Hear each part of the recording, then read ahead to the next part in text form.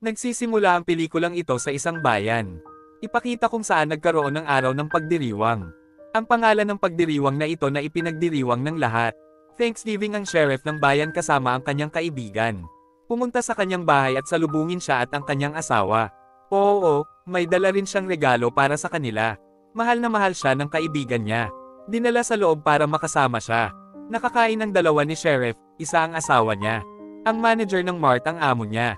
Tinatawag siya ng amo para magtrabaho kung saan siya.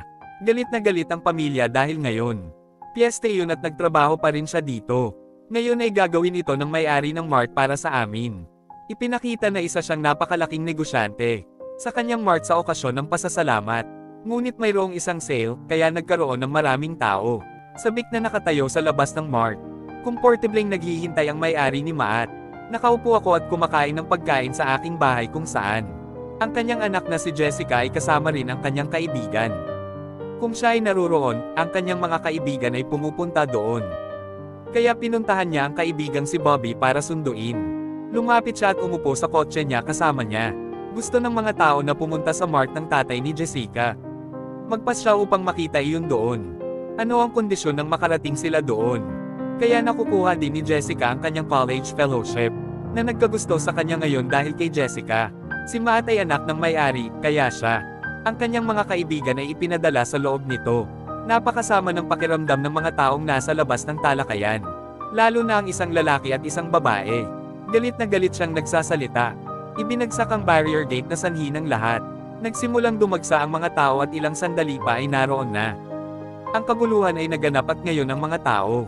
Sinimulan nilang kunin ang mga bagay na tulad nitong dumating si Freak. Maraming tao ang nahulog sa scuffle na ito. Pinapatay si Carras para makuha ang mga paninda. Ang mga tao ay naging napakabaliw na ang pagkakaibang ito. Hindi masabi kung sino ang namamatay at kung sino. Nabigla rin ang kaibigan ni Sheriff nang makaligtas. Parang nahulog siya at sumakit ang ulo niya. Pumutok ito at umagos ang napakaraming dugo hanggang sa dulo ng aking bibig. Namamatay siya kahit na may nasugatan. Kapag ang isang tao ay tumulong sa isang tao, ito ay kanyang sariling tulong. Nang matapakan niya, nabasag ang kwintas niya, dahilan. Ang kawawang lalaki na iyon ay nasugatan ang kanyang sarili at, pagkatapos nito ay ipinakita ang kwento pagkatapos ng isang taon. Ang lahat ay pumunta, ito ay Thanksgiving. Medyo natakot dahil naramdaman nila, yung papa ni Jessica na naman mag-sense at, like last year, this year din ako nagsimula. Ibig sabihin, papatayin ang mga tao dahil sa kasakiman sa mga karaniwang bagay. Darating ang mga tao at papatayin ang kaibigan ni Jessica. Gumawa ng video at naipost ito sa internet. Nasumikat ng husto pero si Jessica, hindi pa rin pipigilan ng tatay niya ang isang iyon. Desisyon na muling magbukas ng mart at mag-set up ng sale. Gawin para mas kumita siya. Ngunit hindi siya katulad ng iba pang mga tao. Gusto dahil binili niya ang kanya sa mart. Ngayon ay nakita na niya ang mga taong namamatay sa sarili niyang mga mata. Ang babae na pinakamalaking nagbebenta sa mga benta noong nakaraang taon. Nagalit siya dahil naging waitress na siya. Oo, lumapit sa kanya ang sheriff at sinabi sa kanya na ito. May bagong deputy na darating sa bayan at, ngayon kapag ang mga kinatawan ay dumating dito siya ay nakahiga doon. Nagsimulang tumingin si Wade sa isang maskara. Sinasabi sa kanila na ito ang pinakamagandang lugar sa ating bayan. Ito ang maskara ng unang gobernador na ang pangalan ay Juan. Napakabuti niyang tao kaya lahat ng tao. Igalang siya ng husto sa kanyang alaala. Ang bawat isa ay nagsusuot ng kanilang maskara sa Thanksgiving. Ngayon ay ina-apply niya ito tulad noong mga kaibigan niya. Kung ang lahat ay sama-sama, lahat sila ay nakakakuha ng mga abiso. Kapag sinusuri niya ito, nakikita niya iyon. Abiso sa lahat ng taong nagngangalang John. Ipinadala at natag ang lahat ng mga kaibigan. Nagpadala siya ng larawan ng isang mesa kung saan nakasulat ang pangalan ng lahat, ngayon nila naramdaman iyon. Baka may nagbibiro sa atin. Kaya naman hindi pinapansin ng lahat ang bagay na ito. Pagtingin ni Jessica sa labas, nandoon. Isang lalaking nakatayo na nakasuot ng maskara ni Gobernador John. Ang nangyari ay nagmumulto sa kanyang ngunit sa susunod na sandali. Nawawala doon sa gabi kapag naghihintay siya. Sinimulan nilang isara ang kanilang mga tindahan sa araw ng pagbibentang iyon. Nang magalit siya, nakita niya doon ang maskara ni John. Nagsimula akong magtaka kung kaninong maskara ito. Baka dito si John ang nagsusuot ng maskara. Dumating ang pumatay at inaatake ang mga veterinaryo. Binuhusan muna niya ng tubig ang bibig niya at pagkatapos, idinikit ang kanyang bibig sa refrigerator. Pagkatapos nito, kunin niya ang kanyang palakol. Para mapatay ko siya pero matagal lang. Palayain natin ang ating sarili at tumakas dito. Lumilitaw ito ngunit nakita ito ng pumatay. Sinusubukang magtago sa dustbin na nakalatag doon. Ginagawa niya ito ngunit sumakay siya sa kotse. Pinapatay siya nito dahil dito.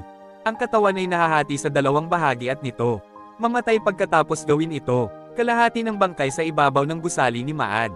Ito ay ginagamit upang lumikha ng takot sa mga tao. Upang maging unang manghuli ng basang babae na ikinagagalit ko sa araw ng pagbebenta. At pinakamaraming lumabas sa video IE. Marami siyang sinubukan para makakuha ng libreng gamit. Nang itulak ng mga pulis ang mga tao tungkol dito. Nang malaman niya, pumunta siya rito para mag-imbestiga. Nang makita nila ang kuha ng CCTV. Pero nakita ko kasi ang bawat tao sa bayan. Nagsusuot siya ng maskara sa Thanksgiving. Kaya naman hindi nila malalaman iyon. Pagkatapos ng lahat, nakita kong sino ang pumatay, si Jessica. Tinatawag niya ang kanyang ama at sinabing, "Tatay, ngayon na. Hindi bababa sa hindi ka dapat magbukas ng mart." Dahil ang dugo ng babae ay naging sa kanyang ama. Sabi nila walang mangyayari, extra ako. Ang seguridad ay pananatilihin ngunit pumatay sa anumang halaga. Kaya mananatiling bukas ako kay Aling Jessica at sobrang kinakabahan ng mga kaibigan niya. Pagkatapos ay nakahanap sila ng nagbebenta ng armas. Nagsimulang sabihin na kung kukuha kayo ng baril o anuman. Kung gusto mo ng higit pang mga armas, maaari mo itong bilhin sa akin ngayon. Pumunta si Jessica at ang kanyang mga kaibigan sa istasyon ng pulisya. Nagsisimula kaming sabihin sa kanila na ang aming pinakamahusay. Pinapatay ng killer ang mga nagtatagal. Si Messi kay kasangkot dito kay Sherry Jessica. Sabi nga kung ganito ang nararamdaman mo, dalhin sa amin ang video footage ni Messi. Dahil alam kong kay Papa mo yan. Siya ay naruroon sa malapit, ito ay nangangahulugan na kami.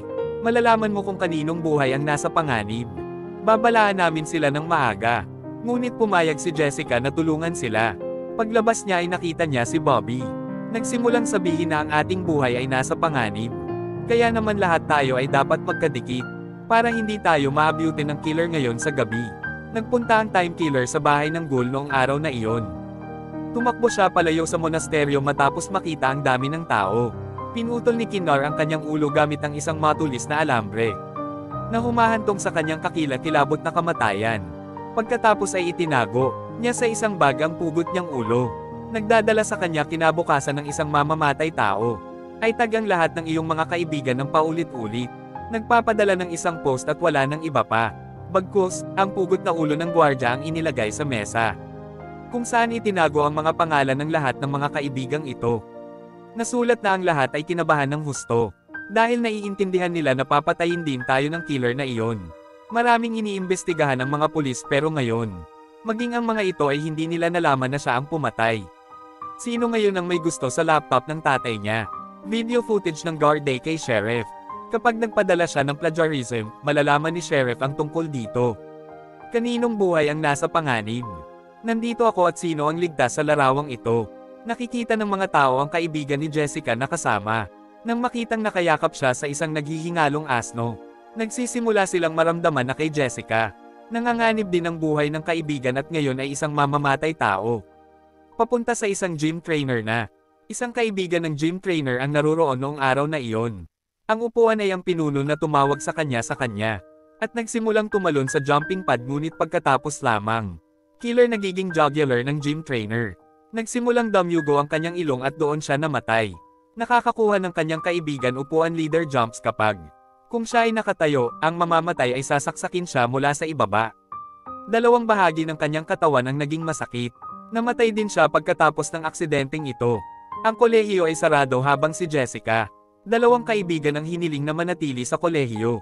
Kapag silang dalawa ay nag-iisa, sila ay naging mga mamamatay tao. Kinikidnap sila at pagkatapos ay umalis. Sasaluhin na sana siya ni Jessica nang tumakbo siya palayo dito at pumunta sa makeup room. Nagsimulang maghanap ang killer kung saan-saan. Pero habang papalapit si Jessica sa makeup room, inispray niya ito at nagsimulang tumakbo palayo dito. Nang marinig ng mga pulis ang kanyang pagsigaw. Kaya't agad silang lumapit at iligtas siya at sa gayon. Hindi kayang patayin ni killer si Jessica ngayon na si Bobby. At nalaman ng mga kaklase ni Jessica na siya pala. Ngunit kung sinubukang salakayin ng pumatay. Parehong lumapit sa kanya pero nandito pareho. Nagiging heartbroken siya na parang umiiyak sa sulok. na pareho kayong lumayo sa akin bilang. Ang isa sa kanyang mga kaibigan ay pumunta sa isang nagbebenta ng armas at bumili ng baril para protektahan ang sarili. Ngayon ang pumatay ay nasa bahay ng kaibigan ni Jessica. Nauna siyang pumasok sa security guard. Pumapatay ngunit kapag nakita niya ang kanyang patay na pumatay. Kung mayroon man, binabaril at pinapatay din niya ang mga ito. Ang pagkakaibigan lang ni Jessica ang nakaligtas. Kung kanino nakikipag-video call ang kanyang kaibigan. Nagsimulang magtanong kung okay ka lang ba ngayon nasa lugar na ako. Pero sabi niya oo, ayos lang ako. Nandito ako, huwag kang mag-alala sa akin habang tumatawag. Nanggaling sa likuran ng killer at tinamaan siya sa tenga. Ipinasok ito dahilan para duguan siya. Kaya naman nagsimula siyang tumakbo sa mga video call. Nakita ng kanyang kaibigan ang lahat ng ito. Kaya agad siyang pumunta sa bahay ng kaibigan niya kaya ayon. Maaaring iligtas ang kanyang buhay ngunit ang mamamatay na iyon. Naglagay ng kutsilyo sa kanyang leeg sa video. Ipinapakita ang lahat ng ito sa iba pang mga kaibigan. Naramdaman ko na ang kinan ako ng mga kaibigan mo. Pagkatapos nito ay nahulog niya ang bata sa isang talim. Binibigyan ng kanyang katawan sa 2 piraso at namatay siya doon pagkatapos makita ang lahat ng ito. Ang tatay ni Jessica ang nagpasya na ngayon ay ako. Hindi ako magbubukas ng mart dahil marami. Lahat ng mga tao ay namamatay at ang kanilang nanganganib din ang buhay ng anak na babae, sinabi ni Sheriff sa kanilang lahat. Nagmumungkahi na tayo. Dapat kasama sa function dahil doon. Ang daming tao tapos siguradong pupunta siya doon. Mahuhuli ka namin kaagad para sa lahat. Sabihin na nating kinabukasan noong nasa isang function siya. So talagang pumupunta dito yung killer, yung isang lalaki. Kumitil ng kanyang buhay sa pamamagitan ng paglasla sa kanyang leeg. Pagkatapos ay nagsimula siyang maghagis ng mga bomba ng usok doon. Dahil sa kung saan ang lahat ng mga tao ay nagsimulang tumakbo palayo doon sa takot. Nagkaroon ng kaguluhan sa lahat ng dako dahil sa kung saan. Matapos ang mamamatay na iyon ay pinatay si Jessica, ang kanyang kaibigan at ina. Mawala na sana sila ng malay at makidnap din. Nang bumukas ang mga mata ng mama ni Jessica, kaya't natagpuan niya ang kanyang sarili na nakahiga sa mesa. Nakita niyang naghalo ng mga pampalasa ang pumatay. Ngayon ang mamamatay ay naghahanda ng sarsa sa kanyang kabuuan. Nagsimulang maglagay ng langis sa katawan upang ang sarsa. Maaaring ay marinate ito dahil ito ay si Jessica. Noong gusto niyang ay ihaw ang nanay niya. Nang pumunta ako para kunin ang pangalawang maskara, ang nanay ni Jessica. Pinalaya ang sarili at nagsimulang tumakbo palayo. Kapag hindi niya ito nakita sa mesa pagbalik niya, kumuha siya ng tinidor at sinimulang hanapin kung saan-saan. Parang nagtatago sa freezer ni nanay. Pumunta siya ngunit ang pumatay ay umupo na doon. Nang makitang iniingatan ng bangkay ng pinuno, siya. Sa sobrang takot niya ay nagsimula na rin siyang tumakbo paalis dito. Pagkatapos ay nakita rin siya ng killer mula sa likuran. Sinusugatan muna niya ang isa sa pamamagitan ng paghampas ng suntok. Tapos nilalagay niya sa oven, pinupuno niya yung oven. Nagsimulang mag-ihaw ang nanay ni Jessica at naway mamatay din sila sa kahindek-hindek na paraan. Ngayon, gagawin ni killer ang kanyang live na video. Nadama kung saan pinatay niya si Jessica at ang mga taong iyon. Siya ay banihag at pagkatapos ay dinala niya ang lahat sa mesa. Pinapaupo ka pagkatapos makita ang lokasyon ng video. Dumating doon ang mga pulis ngunit sila. Tingnan mo wala talaga dito. Maling lokasyon ang pinasok ng killer. Ngayon nakikipaglaro siya sa iba Gumagawa ng video ni Jessica at iba pa. Kung sino ang nasa harapan na may dalang pagkain at kung ano-ano pa.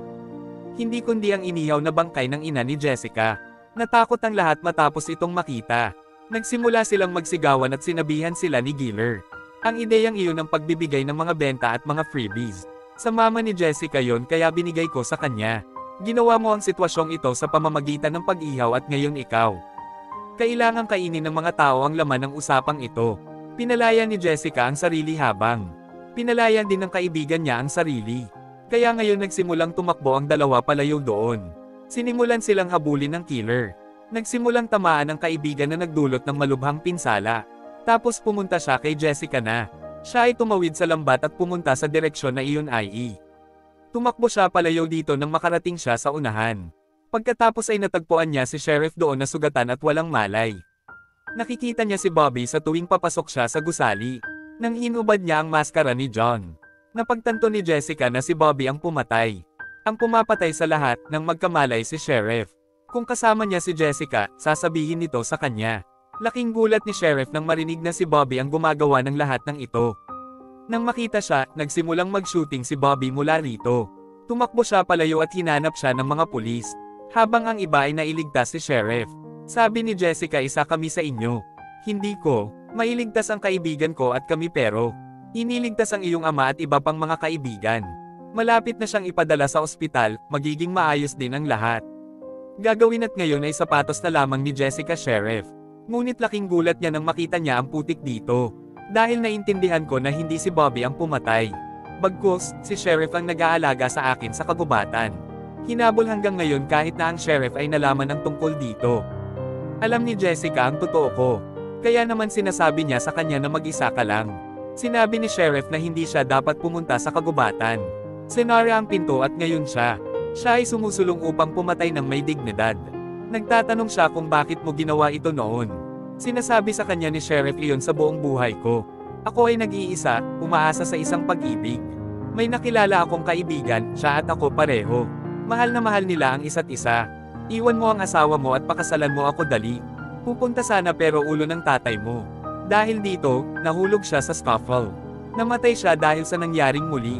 Naging mag-isa ako at doon ako nagdesisyon. Hindi ako iiwan kahit kanino. Para walang duda sa akin, ginagawa ko ang buwan ni John. Matapos suotin ito, sinimulan niyang patayin ang lahat para makapaghiganti. Nang matapos ko na ang sinabi niya, sinabihan siya ni Jessica. Pagkatapos ay ipinakita niya ang kanyang telepono at sinabing salamat. Nagsimulang sabihin ang sinabi mo. Ni-record ko ito at pinatugtog ng live. Na nalaman ng lahat na ikaw ang tunay. Sumama ang pakiramdam ni Sheriff matapos makita na siya ay isang mamamatay tao. Lumipat sa pumatay ngunit dito lamang. Dumating si Bobby at iniligtas siya kasama si Jessica. Ang dalawang ito ay tumakbo palayo dito at umupo sa truck. At pag-alis nilang dalawa mula rito, nakarating sila sa isang lugar. Ngunit dumating si Jessica sa isang malaking lobo na puno ng gas. Nagsisimulang mapuno upang ito ay bomb ukol at ngayon bilang. Noon dumating si Killer Sheriff para patayin sila. Pinaputok ni Jessica ang gas balon. Dahil sa kung saan nagkaroon ng pagsabog at sunog, Sheriff. Nasunog din dito na nagpaparamdam sa kanila. Na siya rin ay malamang na namatay pagkatapos nito. Pumunta dito ang mga pulis at magsisimulang mag-imbestiga. Dumating din ang mga bumbero upang patayin ang apoy at umalis. Tila sinasabi ng bumbero sa opisyal kapag tinanong. Nawala tayo dito kundi abo. Napag-alaman na hindi nakumpirma na si Sheriff. Patay na ba siya o buhay pa ngayon pagdating ng gabi? Noong natutulog si Jessica, si Sheriff lang ang napanaginipan niya. Dumating kung saan nakuha niya ang ideyang ito tulad ni Sheriff. Nakatago sa aparador ko pero nung pagtingin ko sa aparador ay wala namang tao. Pero ang totoo ay si Sheriff pa rin. Ay buhay dahil noong napula ang apoy ang bombero ay tumatakbo palayo doon at wala nang iba. Hindi, siya ay isang marangal na tao at ito ang dahilan kung bakit siya ay kaila-hilakbot. Kasabay ng pagtatapos, ang kwento ng pelikulang ito. Nagtatapos dito.